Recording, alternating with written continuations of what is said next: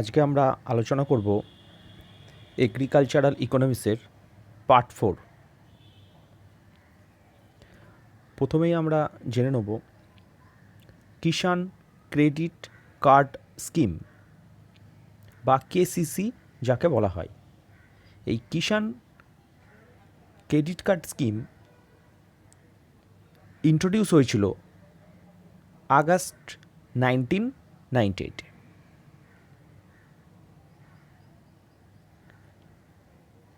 কৃষকদের কৃষিকাজের আর্থিক সমস্যা সমাধানের জন্য কেসিসি চালু করা হয় 1998 সালে।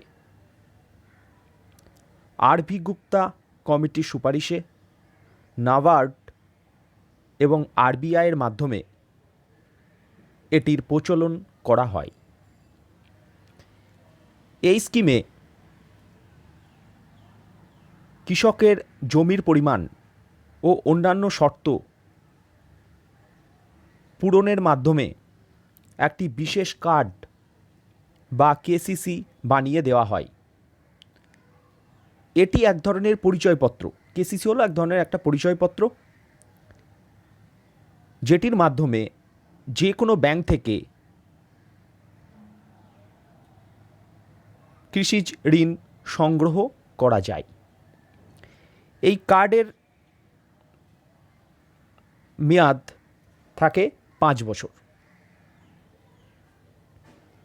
এবং কেসিসি করালে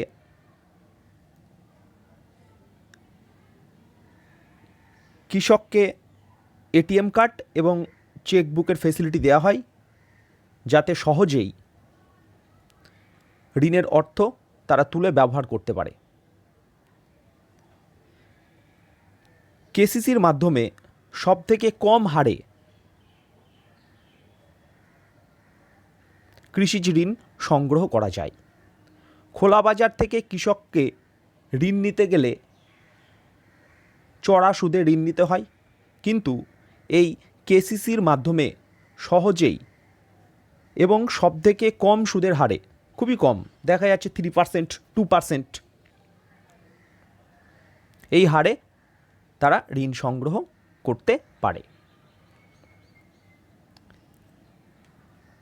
বর্তমান সরকারি হিসেব অনুযায়ী প্রায় 7 কোটি অ্যাক্টিভ কিষাণ ক্রেডিট কার্ড হোল্ডার আছে। তাহলে এটা কেসিসি সম্পর্কে আমরা জানলাম, কবে ইন্ট্রোডিউস হয়েছে, খুব গুরুত্বপূর্ণ, এবং কিসের ওপরে ভিত্তি করে কৃষকদের এই লোনটা দেওয়া হয়, সেটা হচ্ছে ল্যান্ড হোল্ডিং এবং অন্যান্য শর্তগুলো পূরণ করতে হয়। এই কার্ডের ভ্যালিডিটি 5 বছর থাকে এবং আরও যা যা ইনফরমেশন আছে সেটা বলে দিলাম, নোটসে আরও ডিটেলস দেওয়া আছে। এরপর আমরা জানব কিষাণ কল সেন্টার। এই কিষাণ কল সেন্টার এটাকেও শর্টে কিন্তু কেসিসি বলা হয়। কিষাণ ক্রেডিট কার্ডে যেমন কেসিসি, কিষাণ কল সেন্টারকেও কেসিসি বলা হয়, এটা একটু মাথায় রাখবে। এই কিষাণ কল সেন্টার জিনিসটা কি বলছে, এটি চালু হয় 21শে জানুয়ারি 2004 সালে। কৃষকদের কৃষি সংক্রান্ত প্রশ্নের উত্তর বিশেষজ্ঞদের দ্বারা আঞ্চলিক ভাষার মাধ্যমে এই কেসিসির মাধ্যমে দেওয়া হয়ে থাকে। এর মাধ্যমে সহজেই কৃষি সংক্রান্ত সমস্যার সমাধান হয় বা এই কৃষকদের যে কোয়ারিজ থাকে সেগুলো অ্যান্সার দেওয়া হয়। তো কীরকম টাইপের ব্যাপার, জমিতে কী ধরনের কীটনাশক ব্যবহার করা হবে, আবহাওয়ার কী ফোরকাস্ট আছে, তাছাড়া কোন ধরনের ফসল চাষ করলে লাভবান হওয়া যাবে, এই ধরনের জমির মাটির কন্ডিশন কী আছে এবং সেটাকে কি করে আরও বেটার করা যাবে, এই ধরনের যত রকম কৃষকদের কৃষি সংক্রান্ত কোয়ারিজ থাকে বা কৃষি সংক্রান্ত সমস্ত প্রশ্নের উত্তর এই কিষাণ কল সেন্টার যেমন হয়, কল সেন্টারের মাধ্যমে বিশেষজ্ঞদের দ্বারা, যারা এই ব্যাপারে এক্সপার্ট আছে বা কৃষি বিশেষজ্ঞ আছে, তাদের দ্বারা এটা দেওয়া হয়। এটা হচ্ছে কিষাণ কল সেন্টার। তাহলে আমরা কিষাণ ক্রেডিট কার্ড জানলাম এবং কিষাণ কল সেন্টারের ব্যাপারটা জানলাম।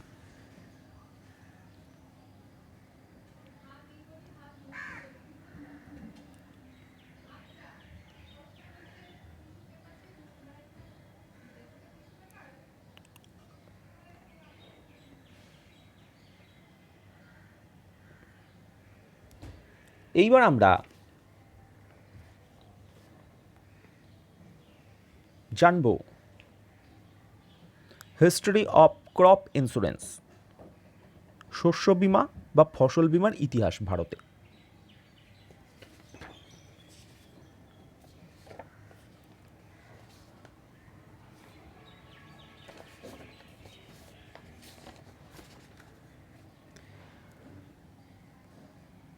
উনিশশো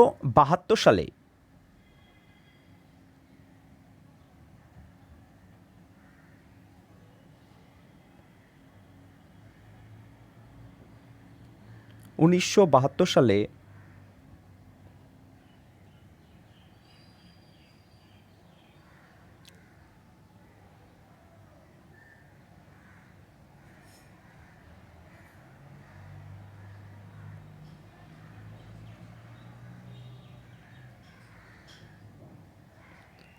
জেনারেল ইন্স্যুরেন্স কর্পোরেশনের হাত ধরে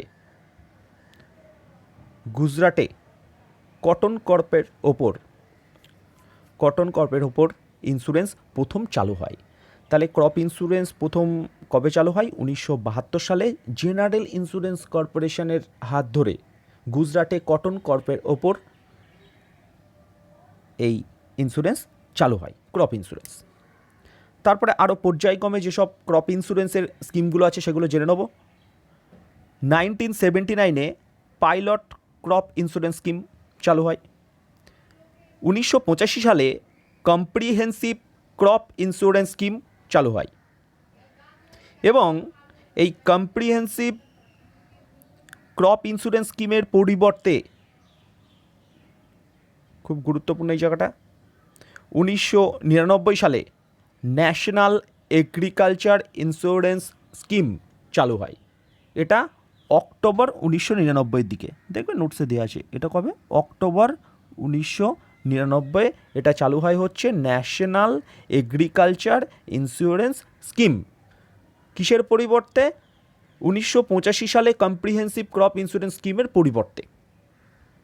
ঠিক আছে, এটা ডাব্লিউবিসিএস পরীক্ষায় এসেছিল যে কম্প্রিহেন্সিভ ক্রপ ইন্স্যুরেন্স স্কিমের পরিবর্তে কোন স্কিম চালু হয়, সেটা হচ্ছে ন্যাশনাল এগ্রিকালচার ইন্স্যুরেন্স স্কিম। বা আর একটা পরীক্ষায় এসেছিল যে ন্যাশনাল এগ্রিকালচার ইন্স্যুরেন্স স্কিমটা কত সালে চালু হয়, এবং সেখানে 1999 সাল, অক্টোবর 1999। তারপর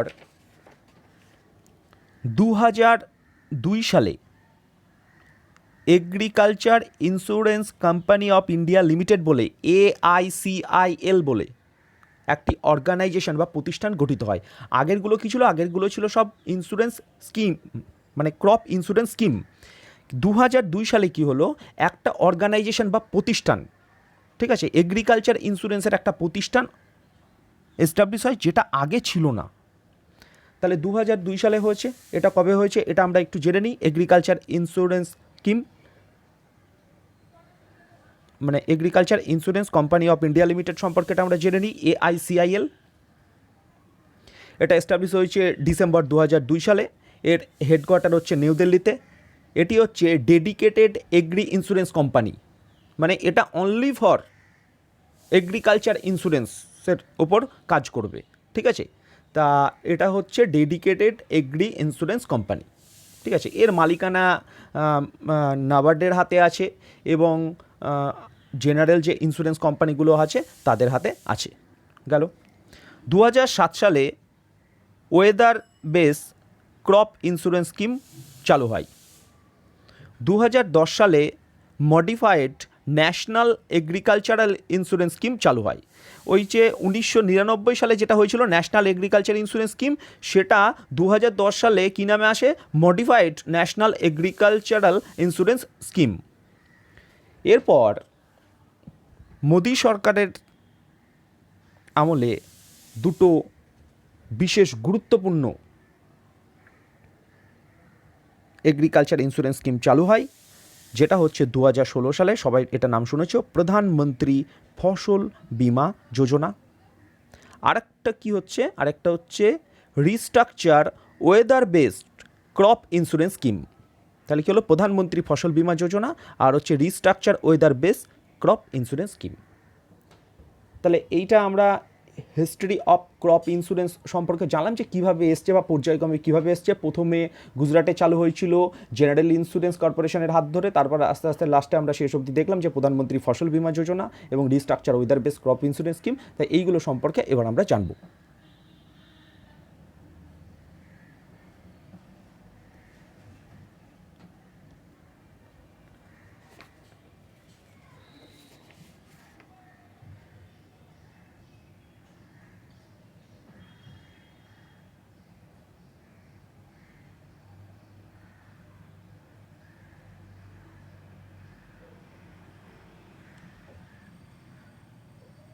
প্রধানমন্ত্রী ফসল বীমা যোজনা।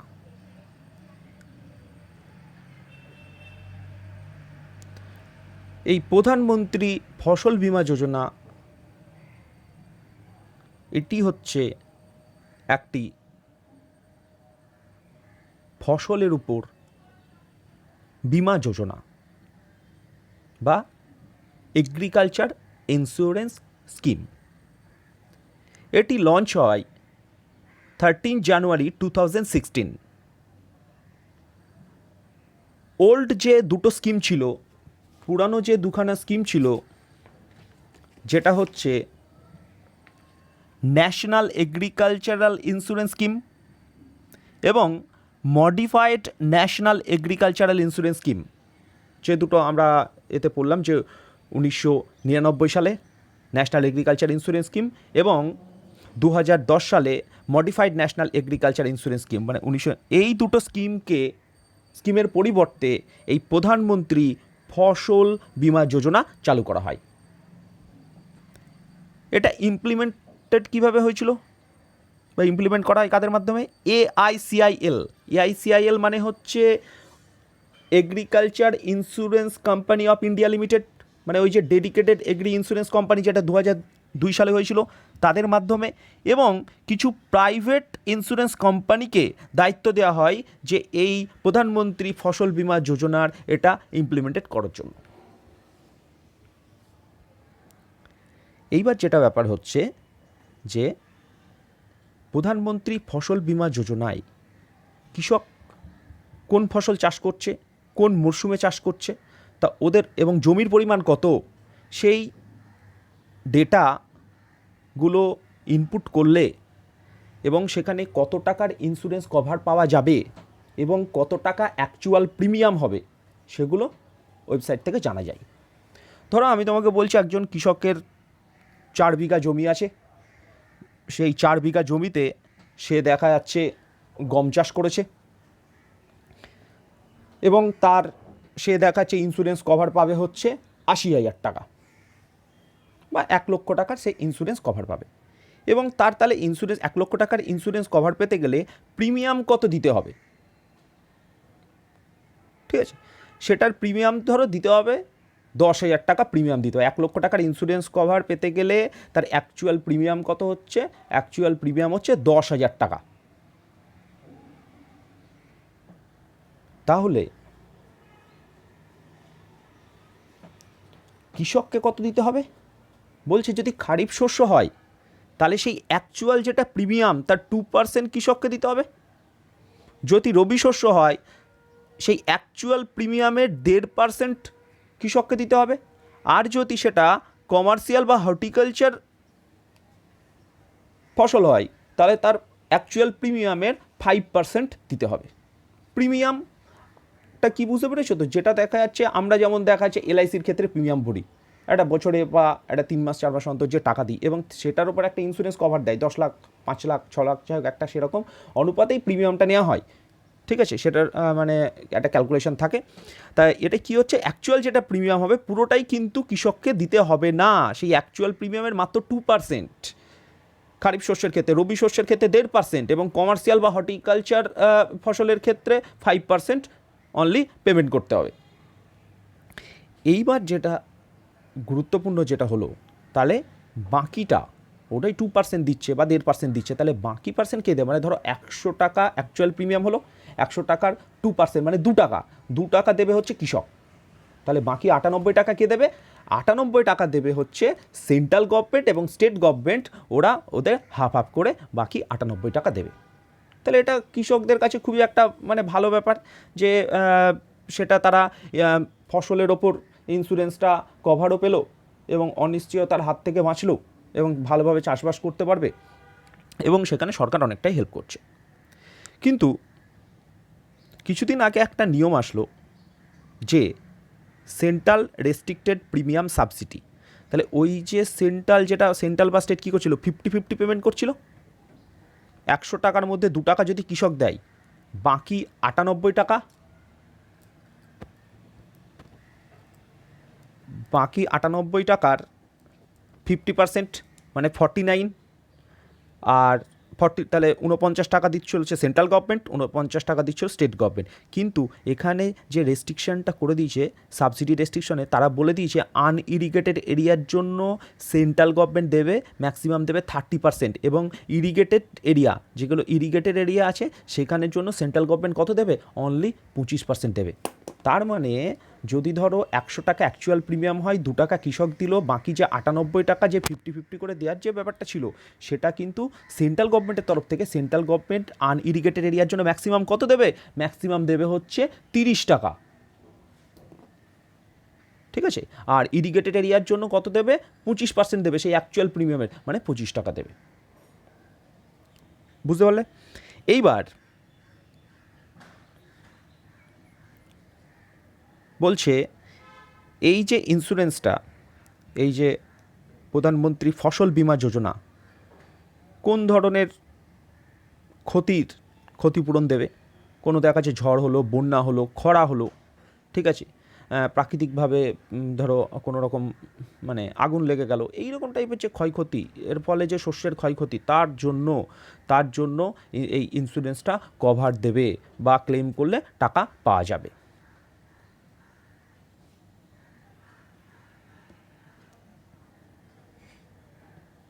আবার জেনে রাখতে হবে যে বলছে risk and losses not cover for, এবং কোন কোন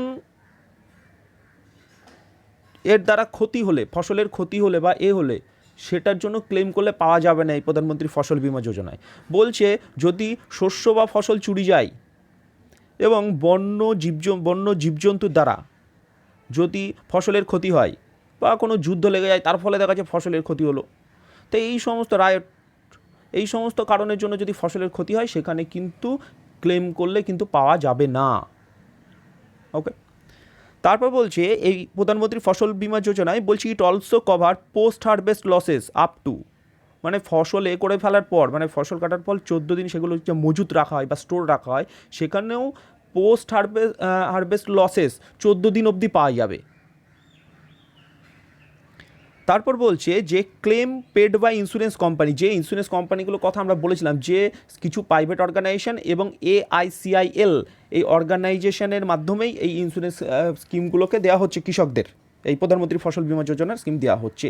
তাহলে কৃষকের ধরে নিলাম কৃষকের মানে ক্ষতি হলো, ফসলের ক্ষতি হলো, এবং কৃষক সের জন্য ক্লেম করলো যে আমার ফসলের ক্ষতি হয়েছে, এত ক্ষতি হয়েছে, তা সেই যে ক্লেমটা করলো, এবার ওইখান থেকে কোনো রেসপন্স আসছে না, এরকম ব্যাপার না, সেখান থেকেও একটা নির্দেশ দেওয়া আছে যে 2 মাসের মধ্যে ইন্স্যুরেন্স কোম্পানিকে, 2 মাসের মধ্যে সেই ইন্স্যুরেন্স কোম্পানিকে কী করতে হবে, ক্লেমটা, সেই যে ক্লেম করেছে কৃষক, সেটা পেড করতে হবে। তার মানে এখানে কত টাইম থাকছে, 2 মাস, মানে 60 ডেজের মধ্যে সেটা পেমেন্ট করতে হবে। WBCS পরীক্ষায় মেন্সে কোশ্চেন এসেছিল যে প্রধানমন্ত্রী ফসল বীমা যোজনাতে এই যে ক্লেম সেটেলমেন্টের সময়কাল, ক্লেম সেটেলমেন্টের সময়কাল ইন্স্যুরেন্স কোম্পানির দ্বারা কত, 2 মাস, 3 মাস, 4 মাস, 6 মাস না, এটা অ্যান্সার হচ্ছে 2 মাস, 6 মাস না বা 4 মাসও না, এটা মাথায় রাখতে হবে। তো এইরকমভাবেই কোশ্চেন আসে, হয়তো প্রশ্ন দিয়ে দিল যে কবে এই যে কৃষকদের অ্যাকচুয়াল প্রিমিয়ামের কত টাকা ফার্মারকে পেমেন্ট করতে হবে, কত % পেমেন্ট করতে হবে, এখান থেকে প্রশ্ন আসতে পারে, বা সেন্ট্রালের পরীক্ষাতে এসছে। সেন্ট্রাল সাবসিডির পরিমাণ যে একটা নতুন আবার নির্দেশিকা 2019 সালে সম্ভবত দিয়েছে, তা সেখানে কি বলছে যে সেন্ট্রাল কত % দেবে, অ্যাকচুয়াল প্রিমিয়ামের কত % দেবে, 30% এই জায়গাটা থেকে আসতে পারে। কোন কোন ক্ষেত্রে ফসলের ক্ষতি হলে ক্লেম করলে পাওয়া যাবে না প্রধানমন্ত্রী ফসল বীমা যোজনা, যেমন এই যে বললাম যে যুদ্ধ লেগে গেলে, ফসল চুরি গেলে বা বন্য জীবজন্তুর দ্বারা যদি ফসলের ক্ষতি হয়, তা এইগুলো। পোস্ট হারভেস্ট লসেস, ফসল করার পর 14 দিন সময়কাল অবধি এই ইন্স্যুরেন্সটা কভার দেবে। আর কত মাসের মধ্যে এই ইন্স্যুরেন্সটা তুমি ক্লেম করলে, কোনো কৃষক ক্লেম করলো, তার কত দিনের মধ্যে সেই ক্লেমটা সেটেলমেন্ট করে দিতে হবে বা ক্লেমের টাকা পেমেন্ট করে দিতে হবে কৃষককে ইন্স্যুরেন্স কোম্পানি দ্বারা, সেটা হচ্ছে 2 মান্থস। তাই এই জিনিসগুলো খুবই গুরুত্বপূর্ণ, এই জিনিসগুলো মাথায় রাখতে হবে।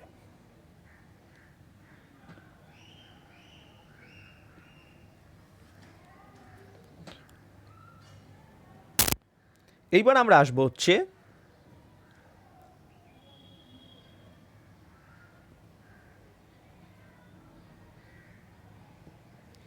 Restructure weather base crop insurance scheme. তাহলে ওইটা গেল হচ্ছে প্রধানমন্ত্রী ফসল বীমা যোজনা। এবার আমরা জানছি হচ্ছে restructure weather base crop insurance scheme. এটা কবে লঞ্চ হয়েছিল? এটা হয়েছিল 18 ফেব্রুয়ারি 2016। বলছে it cover financial losses for adverse weather condition. দেখো, ওয়েদারের কন্ডিশন খারাপ হতে পারে, বৃষ্টি যতটা হয়তো কৃষক আশা করেছিল বা ততটা হয়তো হলো না, বা বৃষ্টির পরিমাণ বেশি হয়ে গেল, যতটা কৃষিকাজের জন্য দরকার তার থেকে অধিক হয়ে গেল, বা টেম্পারেচার ফ্ল্যাকচুয়েটেড করলো এবং তার ফলে ফসলের ক্ষতি হয়ে গেল। এইরকম ওয়েদার কন্ডিশনের ওপর, যেটা তোমার হচ্ছে বন্যা বা এইরকম এর জন্য না, তা সেই ওয়েদার কন্ডিশনের জন্য ফসলের যদি ক্ষতি হয়, তখন সেই restructure weather base crop insurance স্কিমের লাভ বা সুবিধা পাওয়া যাবে। এরও প্রিমিয়াম প্রধানমন্ত্রী ফসল বীমা যোজনার যে ওই যে 2%, 1.5%, 5% ওই সেম টাইপেরই আসে। ঠিক আছে, এটা একটু মাথায় রাখবে বা ফুল ফর্মটা জেনে রাখবে, পরীক্ষাতে আসে restructure weather base crop insurance scheme. এ ব্যাপারে বেশি আর বলছি না, নোটসে দেওয়া আছে, সেম টাইপেরই আসে। ঠিক আছে, রাইট। ওটা ছিল প্রধানমন্ত্রী ফসল বীমা যোজনা, আর এটা হচ্ছে restructure weather base crop insurance scheme. এটা কিসের জন্য? এটা হচ্ছে অ্যাডভার্স ওয়েদার কন্ডিশনের জন্য। ওকে, আর ওই প্রধানমন্ত্রী ফসল বীমা যোজনায় কিসের জন্য সেটা তো দেওয়াই আছে।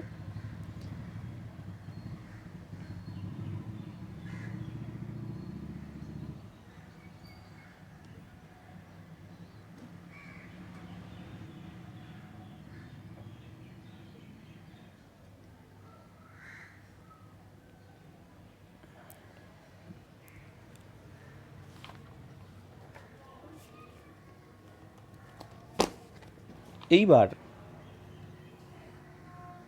আমরা জানবো হচ্ছে ন্যাশনাল ফুড সিকিউরিটি মিশন আর ন্যাশনাল ফুড সিকিউরিটি অ্যাক্ট, এই দুটো জিনিস কি আছে। ডাব্লিউবিসিএস পরীক্ষাতে এইগুলো থেকেও কোশ্চেন এসেছে এবং অন্যান্য পরীক্ষাতেও আসে, এই দুটো আমাদের জানতে হবে। ন্যাশনাল ফুড সিকিউরিটি মিশন বলছে 2007 সালে এনডিসি দ্বারা, এনডিসি সেই 5 ইয়ার প্ল্যানে তোমরা পড়েছো, ন্যাশনাল ডেভেলপমেন্ট কাউন্সিল। 2007 সালে এনডিসি দ্বারা 11তম পঞ্চবার্ষিকী পরিকল্পনাতে এবং 12তম পঞ্চবার্ষিকী পরিকল্পনা অবধি এটি জারি থাকবে, এই রকম একটা কর্মসূচি নিয়ে ন্যাশনাল ফুড সিকিউরিটি মিশন চালু করা হয়।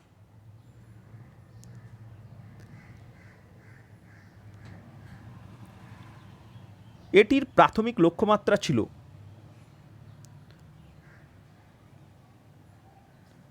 ইনক্রিজিং প্রোডাকশন,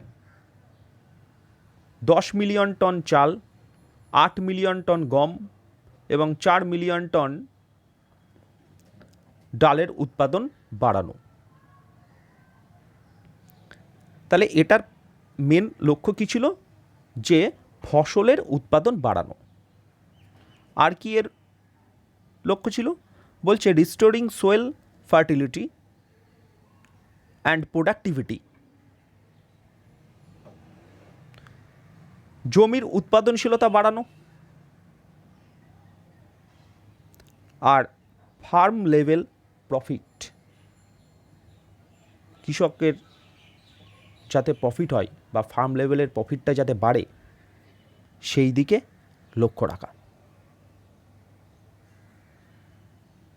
এটি সেন্ট্রাল গভর্নমেন্টের একটি স্কিম। তা এটার ইমপ্লিমেন্ট কিভাবে করা হবে, কিভাবে এই স্কিমটিকে ইমপ্লিমেন্ট করা যাবে? তো এখানে বলা ছিল, এই ন্যাশনাল ফুড সিকিউরিটি মিশনে বলা ছিল যে লোকজনকে জড়ো করতে হবে এবং ডেমনস্ট্রেশনের মাধ্যমে দেখাতে হবে যে কিভাবে উৎপাদন বাড়ানো সম্ভব, উন্নত মানের বীজ সরবরাহ বা বন্টন করতে হবে এবং পরিমিত কীটনাশকের ব্যবহার বা ফার্টিলাইজারের ব্যবহার যাতে জনস্বাস্থ্য ও ফসলের ক্ষতি না হয়।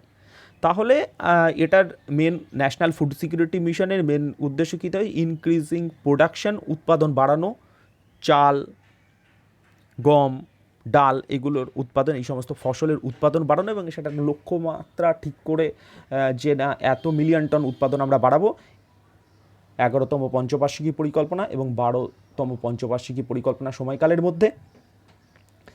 মাটির উর্বরশীলতা বাড়াতে হবে বা জমির উৎপাদনশীলতা বাড়াতে হবে এবং ফার্ম লেভেলের বা কৃষকের জমি যাতে প্রফিট বাড়ে সেদিকে ফোকাস করতে হবে এবং কীটনাশকের পরিমিত ব্যবহার যাতে জনস্বাস্থ্য এবং ফসলের ক্ষতি না হয়। অনেক ক্ষেত্রে দেখা যায় যে অত্যাধিক কীটনাশক খুব একটা ঠিক হচ্ছে না। এইবার আমরা চলে যাব হচ্ছে তাহলে ন্যাশনাল ফুড সিকিউরিটি অ্যাক্ট। এই ন্যাশনাল ফুড সিকিউরিটি অ্যাক্ট এটা এনঅ্যাক্টেড হয়েছে 5 জুলাই 2013 সালে। এই আইনটি এনঅ্যাক্টেড হয়েছে 5 জুলাই 2013 সালে। এটির দুটি প্রধান লক্ষ্য ক্ষুধা নিবারণ এবং খাদ্য নিরাপত্তা প্রদান। তাহলে আমাদের যে দেশের জনগণের ক্ষুধা নিবারণ মানে না খেয়ে যাতে কেউ না মরে এবং খাদ্য নিরাপত্তা প্রদান, এর মাধ্যমে গরিব ব্যক্তি, মহিলা ও বাচ্চাদের প্রয়োজনীয় পুষ্টি প্রদান করা হয়। প্রায় 75% রুরাল পপুলেশন অ্যান্ড 50% আরবান পপুলেশনকে ভর্তুকিযুক্ত খাদ্যদ্রব্য প্রদান করা। ভর্তুকিযুক্ত খাদ্যদ্রব্য মানে সাবসিডাইজ ফুড গ্রেন থ্রু